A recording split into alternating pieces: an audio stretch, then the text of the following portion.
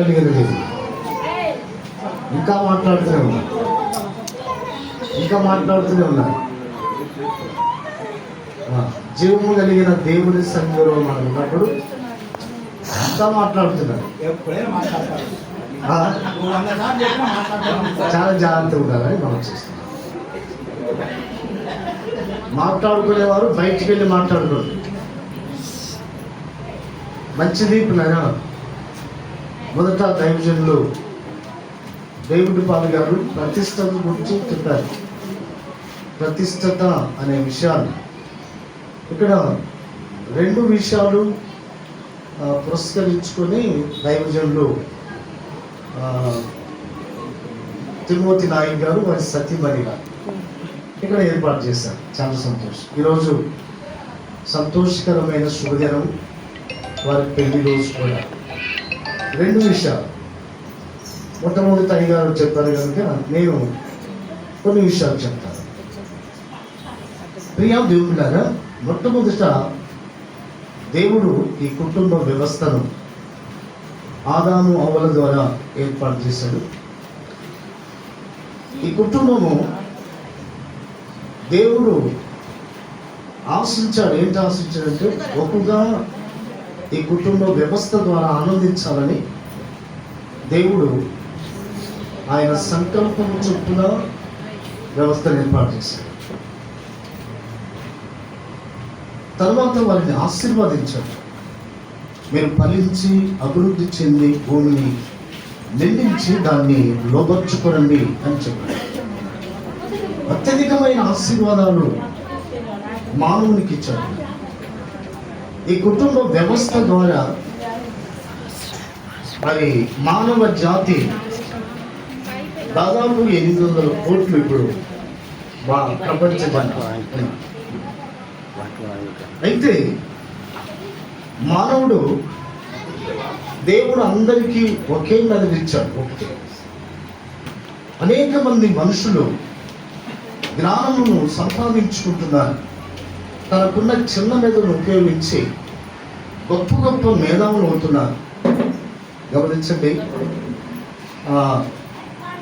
వారి చిన్న మెదడును ఉపయోగించి జెట్ సముద్రంలో విమానాన్ని తయారు చేశారు కదా. వారి చిన్న మెదడే, మనలాంటి మెదడే, కానీ వారు పైన ఎగిరి విమానాలను తయారు చేసి వారి యొక్క మెదడును లేక మనస్సును, ఆలోచనను, జ్ఞానాన్ని డెవలప్ చేస్తున్నారు. ఇంకా చెప్పాలి అంటే మానవుడు ఎంతగా ఎదిగాడంటే చంద్రమండలంలోనికి వెళ్ళాడు. చంద్రమండలంలో అడుగుపెట్టినటువంటి మొట్టమొదటి వ్యక్తి ఆయన. చంద్రమండలంలో అడుగుపెట్టి మొట్టమొదట ఆయన బైబిల్ చదివాడు. గమనిస్తున్నారా? ఆయన బైబిల్ చదివాడు. ఆదికాండం 1వ అధ్యాయము 1వ వచనాన్ని చదివాడు. In the beginning God created heaven and earth. All creation created by God, without God nothing here. సమస్త సృష్టి దేవుని ద్వారా జరిగింది. దేవుడు సృష్టించాడు.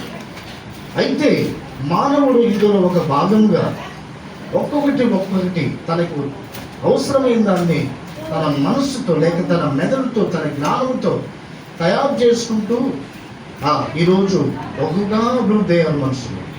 జ్ఞానమును అభివృద్ధి అయ్యారు.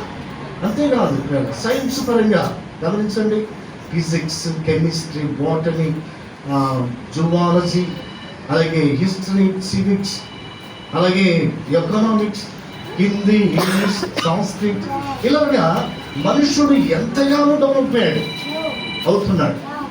ఇంకా అవుతూనే ఉన్నాడు. నేను పుస్తకం చదివాను, ఇంగ్లీష్లో ఉందా ఆ పుస్తకం, నాలెడ్జ్ ఈజ్ మూమెంట్. అంటే రాను రాను మానవుని యొక్క జ్ఞానము అత్యధికం అవుతుంది అని ఆ పుస్తకం చదివాను. కాబట్టి ఈరోజు మానవుని జ్ఞానము అత్యధికం అవుతుంది. అయితే ఇప్పుడు నేను చెప్పిన విషయం ఏంటంటే, ఇన్ని విషయాల్లో మానవుడు అభివృద్ధి అవుతున్నాడు, జ్ఞానాన్ని సంపాదిస్తున్నాడు, మంచివాడు అనిపించుకుంటున్నాడు. కానీ కుటుంబ వ్యవస్థకు వచ్చేసరికి ఫెయిల్ అయిపోతున్నాడు. కొన్ని లోపాలు కుటుంబ వ్యవస్థలో కనబడుతున్నాయి. ప్రియ దేవుని బిడ్డరా, అది నేను ఒక్కొక్క విషయం చెప్పి మీకు ముగిస్తాను. ఒకటి, ఆదికాండము 3వ అధ్యాయము 1వ వచనం చదవండి.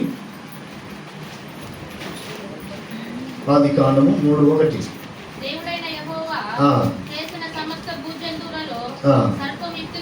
సర్పము యుక్తి గలదై ఉండి అది ఇది నిజమా. చాలు. ఇక్కడ ఆదాము అవ్వను దేవుడు ఒక కుటుంబముగా ఏర్పాటు చేశాడు. ఈ కుటుంబంలో వారిద్దరూ చాలా హ్యాపీగా ఉన్నారు. ప్రభుతో మాట్లాడేవారు, ప్రతిదినం ప్రభుతో కలిసి సహవాసం చేసేవారు. అయితే సత్యం ఏంటంటే, అనుమానము అనేది కుటుంబంలో రాకూడదు కూడా. అనుమానం ఎప్పుడు వస్తుందంటే, భార్య భర్తల మధ్య 3వ వ్యక్తి ప్రవేశించినప్పుడు అనుమానం వస్తుంది. గమనించండి, ఇక్కడ ఆదాము అవ్వలు చాలా బాగున్నారు. అయితే ఆదాము లేనప్పుడు అవ్వ ఎవరి దగ్గరికి వచ్చింది? ఆదాము లేనప్పుడు సాతాను అవ్వ దగ్గరికి వచ్చింది కదా. ఇది నిజమా అని ఒక అనుమానాన్ని వ్యక్తపరిచింది. గమనించండి, అక్కడే సాతానుకు లోబడిపోయారు. పురుషుడు లేనప్పుడు స్త్రీ పరపురుషునితో అత్యధికముగా మాట్లాడకూడదు అనేది బైబిల్ చెప్పే సత్యం. ఇప్పుడు ఈమె ఈ సాతానుతో సంభాషణ చేయడం ప్రారంభించింది. ఏం జరిగిందంటే, దేవుని ఆజ్ఞను అతిక్రమించేటట్లుగా చేసింది. దేవుడు తినవద్దన్న పండ్లు తిని తాను తిట్టమే కాదు, తన భర్త కూడా ఇచ్చింది కదా. అవును, ఒకవేళ మా భర్తను అడిగి నేను వస్తాను అని చెప్పుంటే చాలా బాగుండేది. కానీ అవ్వ లేదు, తన సొంత నిర్ణయంతో సాతాను మాట విని తిన్నది. తర్వాత తన భర్త దగ్గరికి తీసుకెళ్ళినప్పుడు తన భర్త కూడా దేవుడిని తిరుగుతాడు కదా, నువ్వు ఎందుకు తిన్నావు, నాకెందుకు తెచ్చిచ్చావు అనలేదు. భార్య మాత్రమే తినేశాడు. కాబట్టి కుటుంబంలో మరొక వ్యక్తి, కుటుంబ వ్యవస్థలో భార్య భర్తల మధ్యలో మరొక వ్యక్తి ప్రవేశిస్తే కుటుంబానికి ఏం కలుగుతుంది? నష్టం కలుగుతుంది అనే విషయాన్ని మీకు ఖచ్చితంగా చెప్తున్నాను. కాబట్టి రెండవది మరి అవిధేయత. భార్య భర్తలు విధేయులై ఉండాలి, ఒకరికి ఒకరు లోబడి ఉండాలి. కాబట్టి అవిధేయత అనేది దట్ ఇస్ నాట్ గుడ్, అది మంచిది కాదు. Obedience is most important among the family.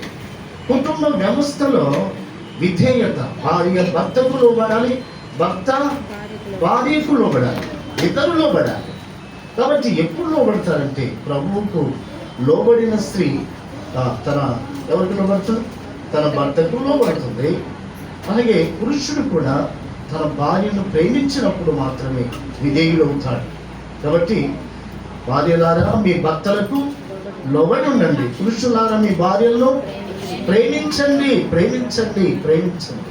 ఎలా ప్రేమిస్తాడు పురుషుడు? ఎలా లోబడుతుందంటే, క్రీస్తు ప్రేమను కలిగి ఉన్నప్పుడు.